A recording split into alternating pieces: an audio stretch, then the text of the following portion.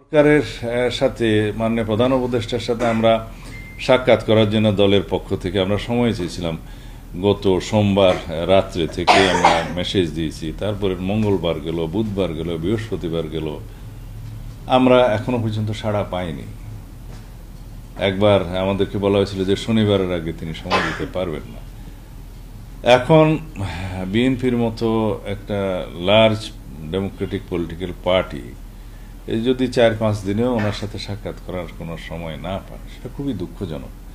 আমরা তো জাতির গুরুত্বপূর্ণ বিষয়গুলো নিয়ে আলোচনা করে ওনাকে সহযোগিতা করার জন্য সময় চেয়েছি, কিন্তু আমরা জানি যে এই সমস্ত বিষয়গুলো উনি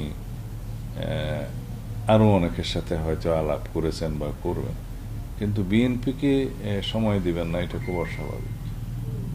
তাই সেই জন্য আমরা বলেছি যদি তিনি নির্বাচনের রোডম্যাপ অতি শীঘ্র প্রদান না করেন